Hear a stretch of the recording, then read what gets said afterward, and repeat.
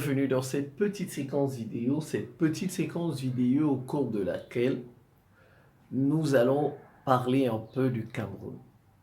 Voilà, au sujet des coups d'État. Vous savez, depuis le coup d'État au Gabon, beaucoup d'analystes de partout d'ailleurs même, de par le monde, ont prophétisé un coup d'État au Cameroun. Donc apparemment, les autorités camerounaises ont peur de cette prophétie. Alors, il y a un là dans le gouvernement, on l'appelle René Emmanuel Sadi. C'est le ministre de la Communication et porte-parole du gouvernement. Il a pondu un communiqué. Dans ce communiqué, on va dire ça comme ça, toute personne, bien sûr au Cameroun, ça s'adresse, c'est un communiqué qui s'adresse aux Camerounais, qui prophétiserait sur les plateaux de télé un coup d'État au Cameroun fera l'objet de poursuites. Donc en fait, tous ceux qui appellent ou qui appelleront à un coup d'État au Cameroun seront sanctionnés par la loi. Voilà, c'est ça. Ils disent que la liberté d'expression n'est pas la liberté de tout dire. La liberté a des cadres, a des normes, est normée. Voilà. Alors moi, je m'appelle Simon-Paul Bambon-Dobo. Je suis le ministre de la Défense de l'Afrique, d'un monde multipolaire et de la réciprocité. Bon, je vais essayer de répondre un peu aux autorités du Cameroun sur ce communiqué. Bon, un mot d'abord sur le ministre lui-même. Le ministre René Emmanuel Sadi, en fait, il a peur. Il a peur parce qu'il a déjà vécu ça une fois. Donc, il ne veut plus subir cela. Vous savez, le coup d'État de 1984, vous savez, on a fait un coup d'État à Paul Biya en 1984. Le coup d'État n'a pas marché. Bon, lui, le ministre là, il a travaillé avec l'ancien président, Ahidjo. Donc, on les a mis tous dans le lot. Donc, ils ont été attrapés. On les a arrêtés. Et il a traversé un peu le désert. On dit qu'il a traversé le désert à peu près. Il a passé des années difficiles. Voilà. Donc, vous voyez, le coup d'État là, l'avait touché. Parce qu'on les avait. Il fait partie des gens qu'on avait accusés. Parce que lui, il avait travaillé avec l'ancien président. Donc, il a un peu peur. Bon, mais qu'à cela nous tienne. C'est le ministre, il est ministre de la communication et porte-parole du gouvernement. Donc, ce n'est pas un communiqué qu'il a pondu lui-même. J'ai seulement rappelé un peu son passé, c'est tout. Ce n'est pas lui. Ce communiqué, c'est le communiqué du gouvernement du Cameroun. Donc, en fait, c'est le gouvernement qui a peur que des gens appellent à un coup d'État.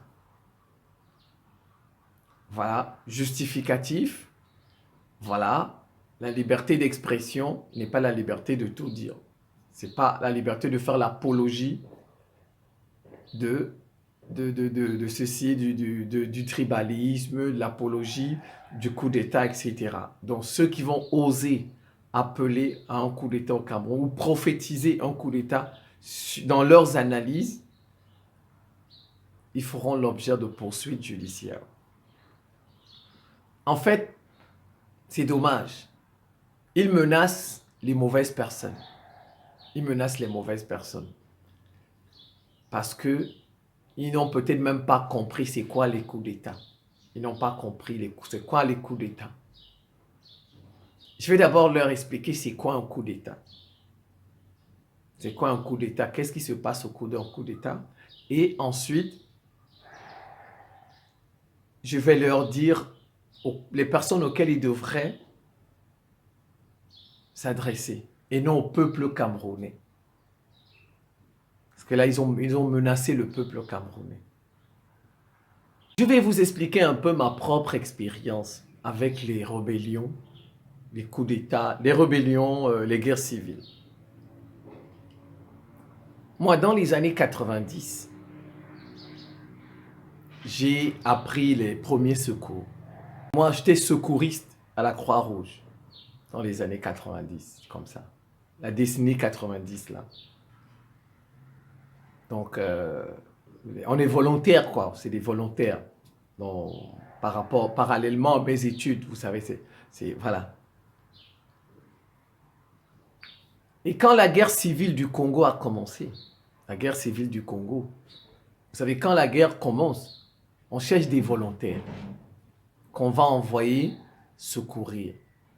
Donc, on avait demandé des volontaires dans notre groupe. Bon, j'étais encore jeune, hein. J'avais dit oui, je vais partir. Alors, on nous a envoyés au Congo. Bon, mais j'ai fait moins de 2 semaines. Donc, j'ai fait 1 semaine, je pense, et 3 ou 4 jours. Parce que j'avais peur. J'avais peur. On nous a envoyés au Congo, au nom de la Croix-Rouge. Vous savez, quand vous avez une carte de la Croix-Rouge, hein, c'est une carte passe-partout. Hein. Si vous arrivez à une frontière, même si vous n'avez pas de passeport, vous présentez votre carte de la Croix-Rouge. Vous avez 90% de passer, même si vous n'avez pas de passeport. Ils vont vous laisser passer. Enfin, je vous dis. Voilà. Donc, bon, nous, on nous avait emmenés. Ça, c'était juste une parenthèse sur les passeports, sur les frontières, etc. Où on nous avait déposés, c'était pas très loin de la frontière avec le Gabon. Moi, je suis un témoin de cette guerre-là. Comme je vous ai dit, j'ai fait moins de 2 semaines là-bas parce que j'avais eu peur. J'ai vu des chars, des camions, tout ça qui passait par le Gabon. Il y avait des Français blancs qui conduisaient ça, qui étaient là, qui emmenaient ça au Congo pour chasser Pascal Lissouba. Moi, je suis un témoin de cette guerre-là. J'ai vu ça comme ça avec mes yeux. Des Français blancs qui parlaient français. Si vous avez remarqué, regardez mes vidéos. Chaque fois qu'il y a un coup d'État, vous allez regarder mes vidéos. Vous allez voir que chaque fois qu'il y a un coup d'État, j'accuse un pays. J'accuse un pays parce que moi, l'expérience là m'avait permis de comprendre que, ah bon, tiens, on entend ça là aux informations, ce sont des Congolais qui se battent. L'un, le camp de Denis Sassou Nguesso. L'autre, vous avez le camp de Pascal Lissouba. Ils avaient même des noms, hein, ils avaient des noms là qu'ils avaient, comment on dit, ils avaient des noms là. J'ai oublié un peu le nom. Que chaque camp il y avait les cobras et puis il y avait, ils avaient une expression là. Bon, j'ai oublié. Voilà, donc, vous voyez, quand on vous entendait dans les médias comme ça, vous pensez que c'est des Noirs qui se battent, en fait. Au fond, ce n'est pas des Noirs qui se battent. Ce n'est pas des Noirs. Les Noirs sont devant. C'est les Noirs qu'on montre. Mais derrière, ce sont les Blancs qui font la guerre. Ce sont les Blancs, moi, je l'ai vécu au Congo. J'ai fait moins de 2 semaines. J'ai vu tellement de camions passer, des chars. J'ai eu peur. J'étais encore jeune. J'ai dit non, je ne peux pas rester ici. À le secourir. Si jamais une balle perdue me touche là, c'est comme ça qu'on m'a renvoyé chez moi.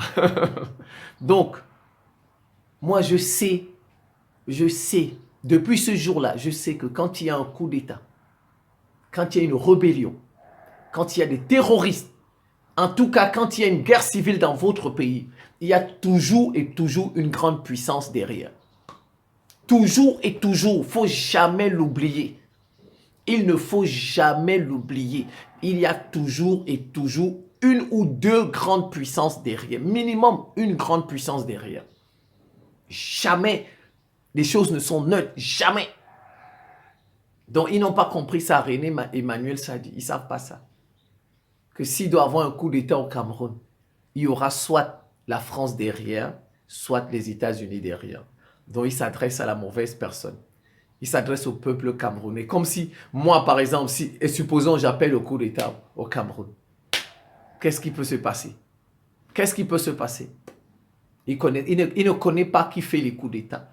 Et pourtant, il est dans le gouvernement depuis. Il menace le pauvre peuple camerounais pour rien. C'est comme ça. Pourquoi je vous dis qu'il y a toujours une grande puissance derrière? Pourquoi? Parce que il faut des munitions pour faire la guerre. Il faut des munitions. Il faut des armes pour faire la guerre. Si vous n'avez pas d'armes, vous ne pouvez pas faire la guerre. Bon, en Afrique, moi je ne connais pas les pays qui fabriquent les armes. Mais je reste convaincu qu'en Afrique, il n'y a peut-être pas de pays qui fabrique les armes. Peut-être l'Afrique du Sud. Parce que bon, c'est une grande économie. Là-bas, il y a des Blancs. Voilà, donc peut-être le Nigeria, un peu. Peut-être, bon, je ne sais pas. Moi, je ne sais pas les pays. Je ne sais pas. Je suppose peut-être le Nigeria. Peut-être l'Afrique du Sud. Bon, en Afrique du Nord, peut-être. Bon, peut-être maintenant, comme Israël est au Maroc, le Maroc va commencer à produire des armes, peut-être. Peut-être l'Égypte aussi. Parce que vous savez, les Égyptiens et les États-Unis, c'est les États-Unis qui financent leur armée. Donc, peut-être qu'on en fabrique en Égypte. Donc, vous voyez, en fait, en Afrique, vous avez au plus 2 pays, au plus, qui peuvent fabriquer des munitions. Et quel type de munitions d'ailleurs?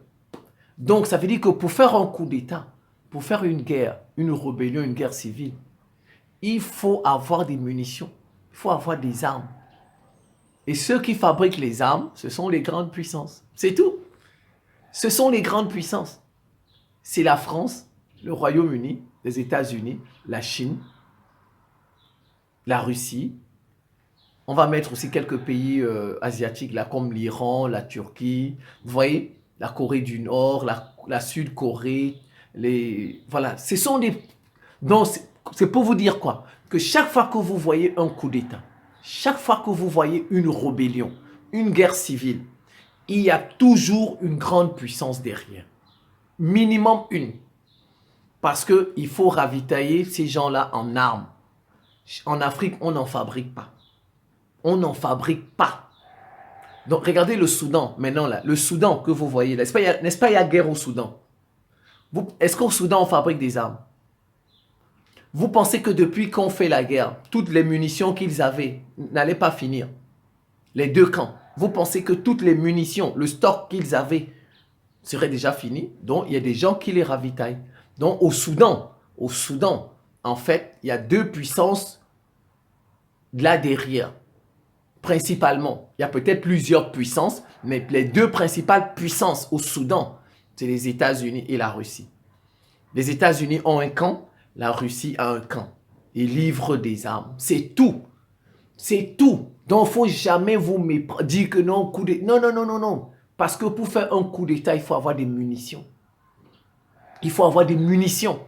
Et on prépare, on dit, bon tiens, peut-être il y a s'il y a résistance, les munitions là peuvent durer combien de temps avant que ça ne... Donc il faut penser à... Donc il y a quelqu'un qui leur donne ça. Il y a quelqu'un. La rébellion que vous voyez au Mali, la rébellion Touareg, il y a une grande puissance derrière les Touaregs. Minimum, une grande puissance. Il peut en avoir 2, 3, 4, 5, mais le minimum, c'est une grande puissance qui fabrique les armes. Au Mali, là. En l'occurrence, c'est la France, les États-Unis qui sont derrière ces gens-là. Il y a toujours une grande puissance derrière les terroristes. Parce que les terroristes ont des armes. Ils ont des armes. Tous les jours, ils ont des armes. Et il faut ravitailler, il faut les ravitailler. Il y a toujours une grande puissance derrière eux. Toujours. Les rebelles, les mercenaires, les terroristes, une guerre civile. Tout ça, il y a des grandes puissances. Celui qui n'a pas compris ça, il se trompe. Il se trompe. Donc René Emmanuel Sadji se trompe. Il a parlé aux mauvaises personnes. Malheureusement, il menace les Camerounais pour rien. Pour rien. Je ne souhaite pas qu'il y ait coup d'État, mais le jour qu'il y aura coup d'État, qu'il sache que c'est la France qui est derrière, ou les États-Unis, ou le Royaume-Uni, ou l'ONU, ou l'Union européenne. Il n'y a rien à dire. Il y a différents types de coups d'État. Certains vont vous dire qu'on fait des coups d'État parce qu'il y a mauvaise gouvernance dans le pays. Non, c'est faux. Il n'y a pas un pays où on a fait un coup d'État parce qu'il y a mauvaise gouvernance. C'est faux. Il n'y en a pas. Il n'y a pas un pays où on a fait un coup d'État parce qu'il y a une mauvaise gouvernance. Si c'était ça, on ferait des coups d'État tous les jours dans tous les pays africains. Parce que la caractéristique commune Vous savez, chaque pays est particulier. Tous les pays sont particuliers. Mais, bien qu'ils soient particuliers, mais ils ont des points communs. Regardez, comme vous et moi. N'est-ce pas? Moi, je m'appelle Simon Paul. Je suis particulier. Vous, je ne sais pas la couleur de votre peau, etc. N'est-ce pas? Mais nous sommes particuliers. On a des différences, mais on a aussi des ressemblances. Vous avez 2 yeux, j'ai 2 yeux. Vous avez le nez, j'ai le nez. Vous voyez, bien qu'on soit différents, mais on a des ressemblances. On a des choses, des caractéristiques communes.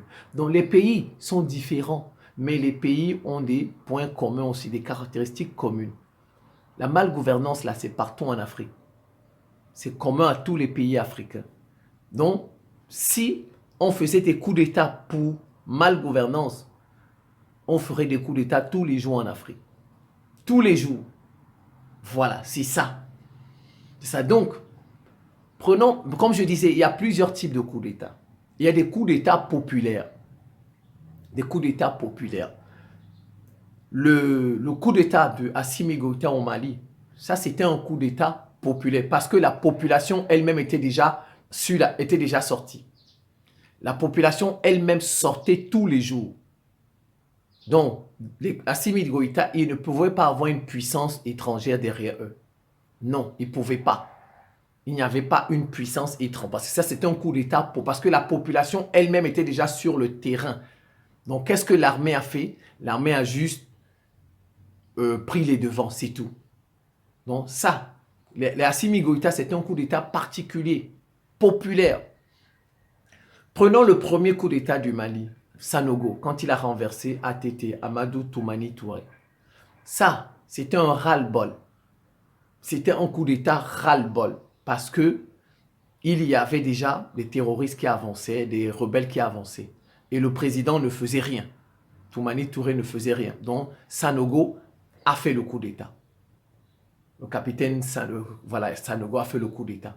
Et vous allez voir le plus souvent, ce genre de coup d'État, ras-le-bol, de coup d'État populaire, là, comme ras-le-bol, c'est le premier de Sanogo, populaire, c'est celui d'Assimi Goïta, c'est parfois fait par des officiers qui ne sont pas généraux, soit parfois par un capitaine, un lieutenant, un colonel, voilà, des bas officiers. Non, ils sont grands, hein, mais bon, je dis pas, ils ne sont pas généraux. Vous allez voir, le plus souvent, c'est des gens qui n'en peuvent plus. Ils ne supportent plus telle situation. Donc, et ils prennent les devants. Voilà, maintenant, il y a d'autres types de coups d'État où il y a une puissance derrière. Le coup d'État du Niger, il y a une puissance derrière. Parce qu'il n'y avait pas la population sur le terrain. Il n'y avait pas de population sur le terrain prêt à aller faire tomber Bazoum. Prêt. Il n'y en avait pas. Donc, il y avait forcément une puissance derrière Tchiani, les États-Unis. Moi, je vous ai toujours dit ça. Les États-Unis étaient au courant de ce coup d'État. Ils veulent évincer la France au Niger, les États-Unis. Bon, peut-être pas évincer, mais ils veulent être devant. Peut-être que les Français vont se mélanger à eux. Leurs soldats là, qui font semblant de partir là. Ils disent que leurs soldats vont partir. Non. Peut-être qu'ils sont déjà allés dans les bases des États-Unis. Ils ont changé de tenue. Maintenant, comme c'est entre eux, blanc, blanc, blanc, tu ne peux pas faire la différence. Et en plus, certainement, ils parlent tous anglais. Voilà. Certainement, les soldats français que vous voyez là sont déjà dans les soldats états-uniens. Ils sont dans leur base. Ils vont faire semblant de renvoyer peut-être 2 avions, 10 soldats qui vont partir. On va voir ça aux yeux de tout le monde. On va les accueillir à Paris, alors qu'au fond, ils se sont infiltrés dans la base des États-Unis. Vous voyez? Donc, en fait, le coup d'État au Niger, forcément, il y avait une grande puissance derrière. Et moi, je vois la puissance des États-Unis. Parce que Bazoum avait le soutien de la France. Si Tchiani décide d'écarter Bazoum, il savait qu'il va affronter la France. Il savait. Et puis quand on fait un coup d'État, ce n'est pas toute l'armée qui est au courant. Donc, il y aura des divisions dans l'armée. Donc, il savait qu'il va... Donc, il lui faut des munitions. Si jamais il y a affrontement, donc on leur a donné des munitions. Et on leur a promis que si la quantité l'a fini, on va leur ajouter. Il faut quelqu'un pour vous donner des munitions. Il faut toujours quelqu'un pour vous donner des munitions. Et comme je vous ai dit, au Niger, il n'y avait pas les populations sur le terrain. Ce n'est pas comme le Mali. Vous avez vu le coup d'État d'Assimi Goïta. Les Maliens sortaient tous les jours. pour marcher contre Ibeka. Tous les jours. Mais ce n'était pas le cas au Niger. Ce n'était pas le cas. Donc, le cas par exemple du Burkina Faso. Le Burkina Faso, les gens sortaient partiellement. Parce que vous voyez, il y avait déjà un premier coup d'État contre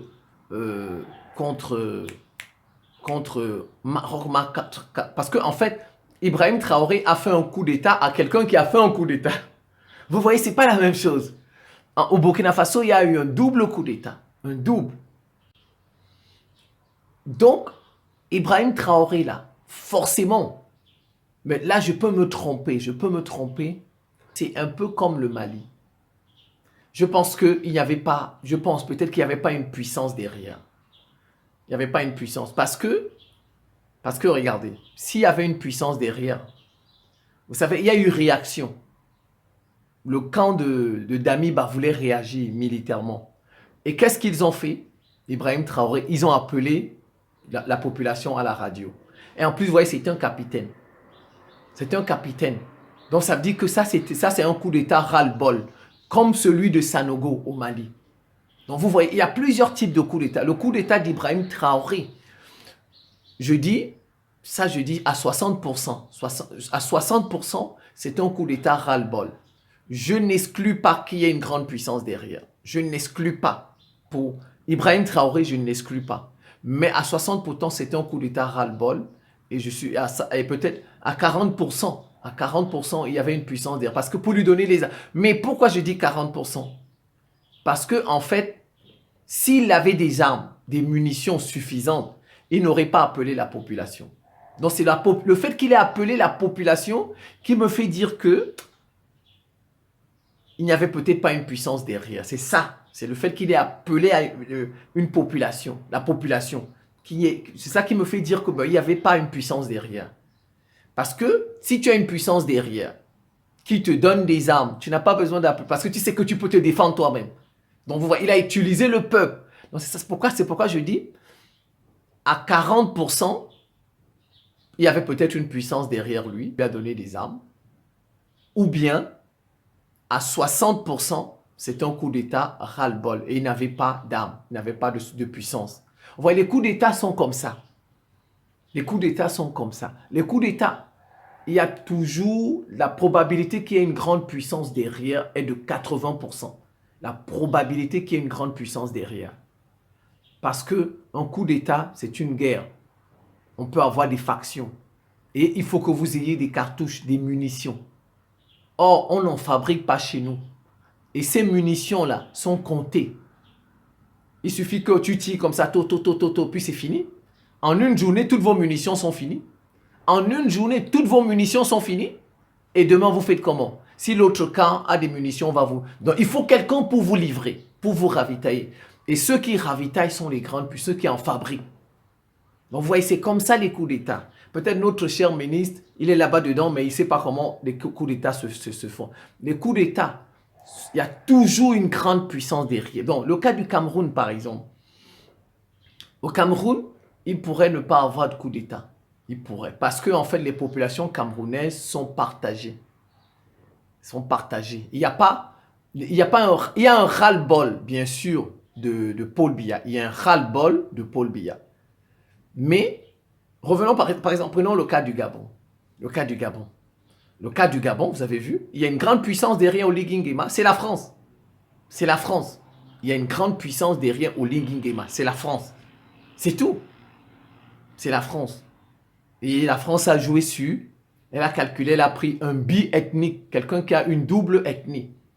Il est Fan, l'ethnie majoritaire, et il est de l'ethnie des Bongo. Comme ça, les Bongo qu'il chasse ne vont pas trop l'ethnie de Bongo, ils vont pas trop se sentir dépossédés du pouvoir. C'est un calcul. La France a calculé. Donc c'est comme ça. Au Gabon, c'est la France. Et bon, au Gabon, il y avait un ras-le-bol parce qu'on est passé du père au fils. Ça, c'était trop pour les Gabonais. Donc au Cameroun, par exemple, nous n'en sommes pas encore là. Au Cameroun, on n'est pas encore passé du père au fils. Et pour le moment, c'est vrai, il y a un ras-le-bol de Paul Biya, mais les Camerounais sont partagés, les ethnies. Il y a des ethnies qui veulent en finir complètement avec Paul Biya. Et il y a d'autres ethnies qui disent que si c'est pour donner à telle ou telle ethnie, c'est pas la peine. On préfère garder Paul Biya. Vous voyez? En fait, au Cameroun, il y a des ethnies. Le problème, le coup d'État sera difficile parce que les ethnies sont partagées. Sont partagées. Donc maintenant, comme il y a des grandes puissances, pourquoi je dis, ce ministre-là, il devrait plutôt se méfier des grandes puissances, c'est-à-dire de la France et des États-Unis, le Royaume-Uni, l'ONU et l'Union européenne. Parce que voilà ceux qui pourraient faire un coup d'État au Cameroun. Déjà au Cameroun, les populations ne manifestent pas. Les populations ne manifestent pas. Voilà. Donc, il n'y a pas quelqu'un comme ça dans l'armée qui va dire un ras-le-bol et puis il n'y a pas une situation comme ça. Non, et puis les élections ne sont pas... Donc le problème en fait du Cameroun, ils doivent plutôt faire attention, ces gens du gouvernement, c'est de bien gérer la prochaine élection et de bien gérer la succession. C'est tout. S'ils gèrent mal la prochaine élection présidentielle et s'ils gèrent mal la succession, c'est là il y aura coup d'État. Ça, forcément, il y aura un coup d'État. S'ils gèrent mal la prochaine élection et la succession de Paul Biya, il y aura un coup de... Forcément. Oui. Parce que là, il y aura quelques capitaines là-bas qui auront ras-le-bol. Capitaine, colonel, lieutenant qui auront comme Sanogo, qui vont dire on n'en veut plus. Voilà, on en a marre. Et ils vont prendre le devant. Mais je pense que ça, c'est après avoir vu le comportement de la population. Voilà, qu'ils vont le faire. Mais maintenant, si ce n'est pas un ras-le-bol, forcément ce sera la France ou les États-Unis ou le Royaume-Uni, l'Union européenne, l'ONU. Forcément. Forcément. Et ils vont jouer comme au Gabon, ils vont jouer sur quelqu'un qui a une double ethnie. Donc, ce ministre-là, il s'adresse à de mauvaises personnes. Il ferait mieux de s'adresser de voir ces soldats-là. Parce que c'est ceux avec qui... Regardez, qui a fait le coup d'État à Bazoum? C'est son général. Son général qui le gardait. Donc, il parle... Vraiment, il s'adresse aux mauvaises personnes. Il nous menace, nous les simples citoyens. Comme si nous, même si on appelle à un coup d'État, quelqu'un peut faire... Non, c'est pas possible. Ceux qui font les coups d'État, ils sont dans les casernes là. Ils connaissent toute la situation du pays. Nous, on ne peut rien leur apprendre. Ils connaissent tous les points névralgiques du pays. Nous, on ne connaît même pas les points névralgiques du pays. Il n'y a même pas un journaliste là dans les médias camerounais qui connaît c'est quoi les points névralgiques. Il n'y en a pas. Ce sont eux qui connaissent ça dans les casernes là. Ils mangent avec eux. Ils déjeunent avec. Qui a fait le coup d'État à Bongo? Son cousin, dit-on. C'est son cousin. C'est son cousin. Vous voyez? En fait, comme d'habitude, ils ne savent pas diagnostiquer les situations.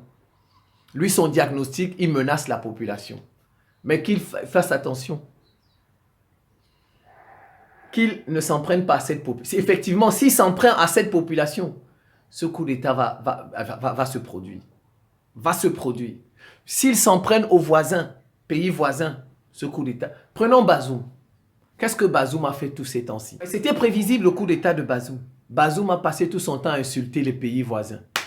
Vous avez vu, les Nigériens, les autorités là, ont passé tout leur temps à insulter le Mali. C'était prévisible le coup d'État du Niger, les paroles des gens. Les paroles des gens, quand les gens vous... Voilà, les paroles des gens parfois... En fait, pour que la parole de quelqu'un vous touche, il faut que vous ayez fait du mal.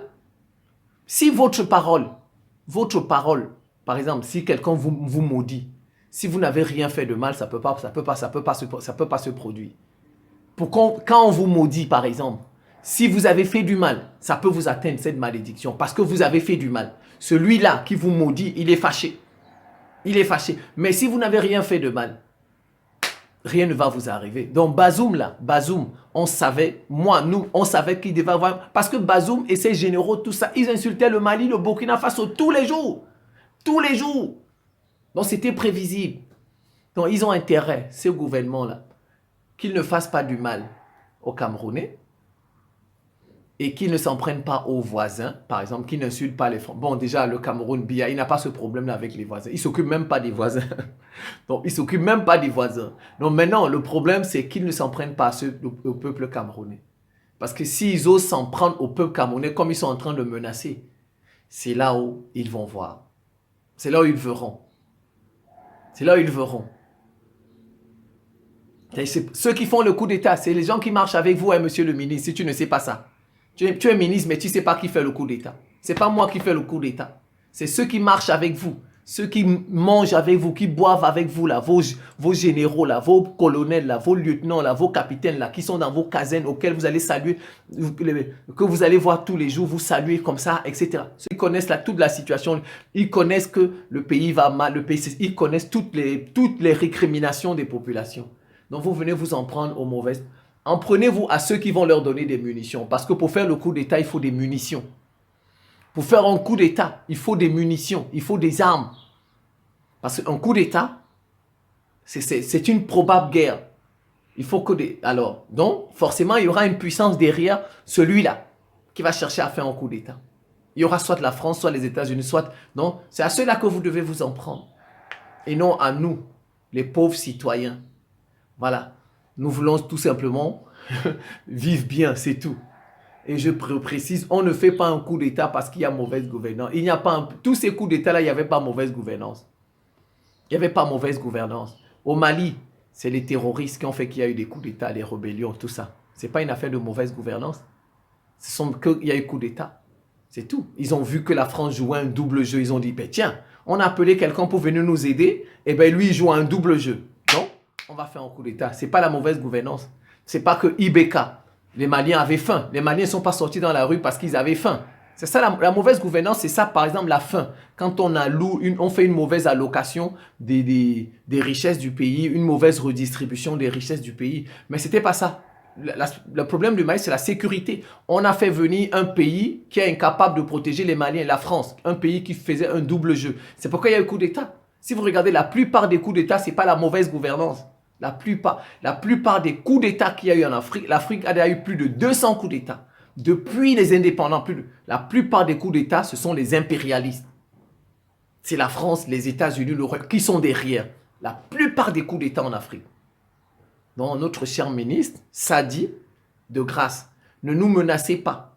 Ne venez pas menacer les simples populations qui donnent leur point de vue de telle ou telle situation. Vous n'empêcherez pas les Camerounais de s'exprimer. Vous n'empêcherez pas les Camerounais de donner leur point de vue sur telle ou telle situation. Vous n'empêcherez pas les Camerounais de prophétiser. Et vous savez, on n'a même pas besoin de prophétiser. Il y a des gens dans leur cœur, chez eux, ils pensent à ça. Ils prient pour ça. Si ça doit arriver, ça arrivera. Voilà. Donc, de grâce, adressez-vous aux bonnes personnes. Adressez-vous aux États-Unis, à la France. Et regardez vos soldats là. Vos soldats là qui marchent avec vous. Vos soldats, par exemple, qui ont la double ethnie, là, il faut les regarder. Parce que c'est peut-être un là-bas qu'on va choisir, que la France va choisir, les États-Unis vont choisir pour vous renverser. Bon, mais encore, comme je dis, les ethnies sont partagées au Cameroun. Et puis, le président, par exemple, ne s'occupe pas des voisins. Bon, mais non. Abstenez-vous de menacer les populations afin qu'elles ne sortent pas dans les rues. Abstenez-vous. Abstenez-vous. Et puis, préparez bien la prochaine élection et préparez bien la succession de Paul Biya. Voilà les deux. Abstenez-vous de menacer la population, les populations camerounaises, et préparez bien la succession ou bien la prochaine élection. Voilà ce qui pourrait conduire à un coup d'État. Maintenant, la bonne gouvernance, la mauvaise gouvernance ne peut pas conduire à un coup d'État. On ne fait pas des coups d'État parce que les gens ont faim. Vous n'allez pas voir ça quelque part. Il n'y en a pas. Si ça c'est un prétexte, c'est faux. On dit qu'on avait faim, c'est faux. C'est qu'il y a une puissance impérialiste derrière, c'est tout, qui ne veut plus de ce président, qui trouve peut-être que ce président ne sert plus ses intérêts. Donc, mais comme ils ont l'habitude de maquiller les choses, ils vont maquiller ça en mauvaise gouvernance. En mauvaise gouvernance, les populations avaient faim, ils maquillent. Alors qu'au fond, les impérialistes ne voulaient plus de ce président, peut-être parce qu'il ne sert plus leurs intérêts. C'est tout. Voilà, donc je pense que je vais m'en tenir là sur ça. C'était ça mon point de vue. C'est la fin de cette petite séquence vidéo. Je vous remercie pour votre attention et à très bientôt.